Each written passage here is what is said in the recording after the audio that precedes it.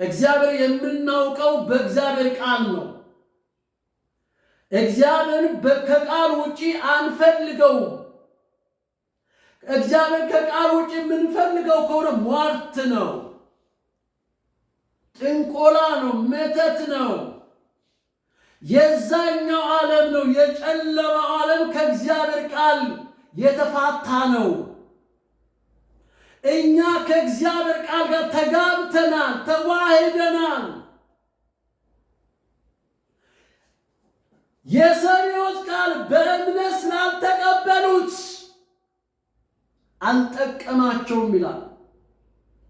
በእምነት ስላልተቀበልክ ነው እከሌ ከየት አመጣው ገንዘቡን የምትለው። አንድ መጽሐፍ ተሰጥቶናል። ይሄው ያንተም መጽሐፍ ቅዱስ ይሄ ነው፣ የኔም መጽሐፍ ቅዱስ ይሄ ነው። የሁለታችንም መጽሐፍ ቅዱስ አንድ ነው። አጻጻፉ እያንዳንዱ መዋቅሩ ሁሉ አንድ አይነት ነው። ምንድነው ልዩነታችን ብላ አትጠይቅም። የእምነት ጉዳይ ነው። የእግዚአብሔር ቃል አሁን እንደነገርኳችሁ እኔ በመንፈስ ቅዱስ ተመርታችሁ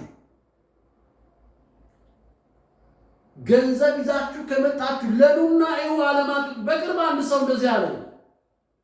ገንዘብ ልልክልህ እፈልጋለሁ፣ ቴሌብር ላክልኝ አለ። እንዴ ለምን ቴሌብር ትፈልጋለህ? ለቸርች ነው የፈለግከው ወይስ ለኔ ነው? አይ ለቸርቿ ነው። ስለዚህ የቸርቿን አካውንት ላኩለት። ወደ ቸርቿ ላከ።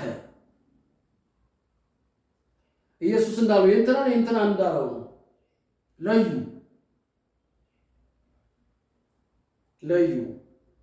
ስለዚህ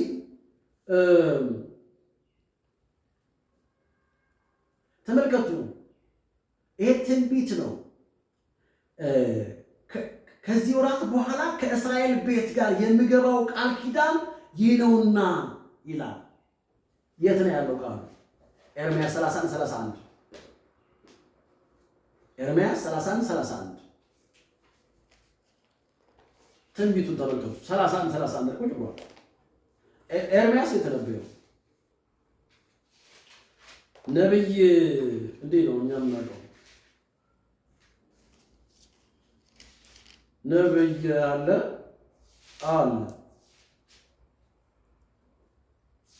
በእኛ ዘመንም ነብይ አለ።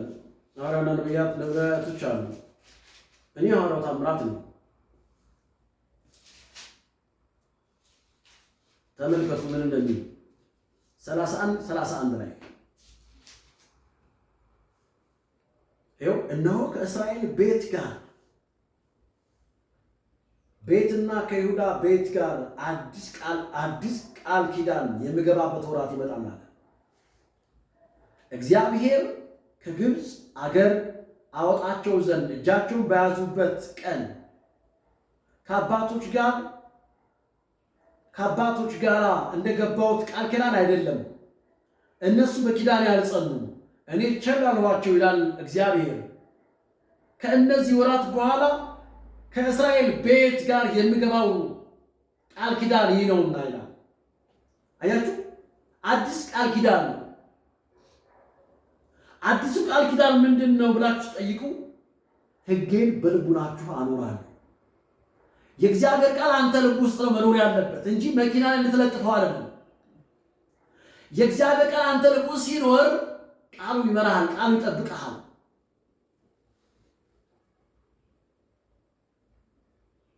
ስለዚህ ለዚህ ነው ኢየሱስ እየተናገረ ያለው ሕጌን በልቡናችሁ እናደርጋለሁ አኖራለሁ አለ። የሚገርመው ነገር በእግዚአብሔር ቃል የእግዚአብሔር ቃል በልባችሁ አኖራለሁ አለ። ከዛስ ሕጌን በልቡናችሁ ጽፋለሁ አለና ተመልከቱ፣ ቀጥሎ ያለው ትውልድ በእግዚአብሔር ቃል የሚኖር፣ በእግዚአብሔር ቃል የሚመላለስ፣ በእግዚአብሔር ቃል የሚናገር፣ በእግዚአብሔር ቃል የሚተነብይ፣ በእግዚአብሔር ቃል የሚያስተምር፣ በእግዚአብሔር ቃል የሚመክር፣ በእግዚአብሔር ቃል የሚጸልይ። ተመልከቱ ምን እንዳለ። ከነዚህ ወራት በኋላ ከእስራኤል ቤት ጋር የምገባው ቃል ኪዳን ይህ ነውና ይላል እግዚአብሔር፣ ሕጌን በልቦናቸው አኖራለሁ፣ በልባቸው እጽፋለሁ፣ እኔ አምላክ ሆናቸዋለሁ፣ እነሱ ሕዝብ ይሆኑኛል አለ። ቁጥር 34 ላይ እንደዚህ አለ። እያንዳንዱ ሰው ባልንጀራው እያንዳንዱ ወንድሙን እግዚአብሔርን እወቅ ብሎ ምን አይለው? አስተምረው አስተምረው።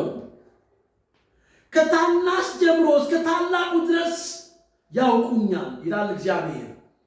በደላቸውን ምን አድርጋቸው ነው? እምራቸዋለሁ። ኃጢአታቸውን ከእንግዲህ ወዲያ ምናልም አላስብም ይላል። ይህንን ነው እኮ ቃል ኪዳን ብሎ ያመጣል ኢየሱስ። ሕግ ተፈጽሟል ስንል በመስቀል ላይ አልቋል። ስለዚህ ሕጉ እንዴት ነው የምናውቀው ሲባል በትእዛዝ መልክ አናውቀው። ሕይወታችን ነው፣ ኑሯችን ነው፣ የምንኖረው ኑሮ ነው። መልካሙን ስራችሁን አይተው የሰማይ አባታችሁ እንዲያመሰግኑ ብርሃናችሁ በሰው ሁሉ ፊት ይብራ። ወንጌል ስንመሰክር ሰውየውን ጠምዝዘን አናምጣው። ተጠማዝዞ ይሄዳል። የበለጠ ጠምዛዛው ነው የሚሄደው። ስለዚህ ሕይወት ተኮር ነው፣ የምንኖረው ኑሮ ነው ክርስትና። ኢየሱስ እናንተ የዓለም ብርሃን ናችሁ አለን። ኢሳይያስ ላይ የተጻፈው መጽሐፍ ቅዱስ እኮ የኛ ነው። ብርሃንሽ መጥቷል ተነሽ አብሪ አለና እንደዚህ አለ። ቀጥሎ እንደዚህ ይላል። እስኪ እናምኑ፣ ምናልባት ቃላት እንዳልሳሳት ኢሳይያስ 60 ላይ ያለውን አንብብና መልእክቴን ላቁም። በዚህ ኢሳይያስ 60 እንደዚህ ይላል። ብርሃንሽ ነው የሚለው። ብርሃንሽ ግለሰብን ይወክላል። ብርሃንሽ የሚል ተመልከቱ ምን እንደሚል። ብርሃንሽ መጥቷል፣ የእግዚአብሔር ክብር ወጥቶልሻል፣ ተነሽ አብሪ። እነሆ ጨለማ ድቅድቅን፣ እነሆ ጨለማ ምድርን። ምን ጨለማ ምድርን? ድቅድቅ ጨለማ አሕዛብን ይሸፍናል። ነገር ግን በአንቺ ላይ እግዚአብሔር ይወጣል፣ ክብሩ በአንቺ ላይ ይታያል። አሕዛብ ወደ ብርሃንሽ፣ ነገሥታት ወደ መውጫ ጽላል ይመጣሉ። ተመልከቱ። አሕዛብ ላይ የሚመጣው ምን ነው ስንል ድቅድቅ ጨለማ ነው የሚመጣው። በምድር ላይ ጨለማ አለ። እነዛኞቹ ጋር ግን ያለው ምን ድቅድቅ ጨለማ፣ አይተያዩም። ራሱን ማየት አይችልም። አፉ ነው ሲያወራ የሚሰማው ለራሱ፣ ግን ጨለማ ውስጥ ድቅድቅ ጨለማ ድቅድቅ አለ። በዚህ ግድግዳ ማለፍ እንደማች ልክ እንደዚህ ነው ድቅድቅ ማለት። ከዛስ በአንቺ ላይ እግዚአብሔር ምን ይላል? ይወጣል። እግዚአብሔር በእኛ ውስጥ ከሆነ ያለው እግዚአብሔር በማደሪያው፣ እግዚአብሔር በመቅደሱ ከሆነ፣ እግዚአብሔር በመኖሪያው ከሆነ እግዚአብሔር በአንቺ ላይ ይወጣል አለ። ይወጣል። ክብሩ በአንቺ ላይ ይታያል። አሕዛብ ወደ ብርሃንሽ፣ ነገሥታት ወደ መውጫ ጽላል ይመጣሉ። አሕዛብ ወደ ነው የሚመጡት? ወደ ብርሃናችን ነው የሚመጡት። ምንም ሳንናገር ያሉ እነሱ ራሳቸው ወደ ብርሃናችን ይመጣሉ። ነገሥታቶች ደግሞ ወደ መውጫችን ምን ጸዳል ይመጣሉ። ኢየሱስ ያድናል። እንጸልያለን።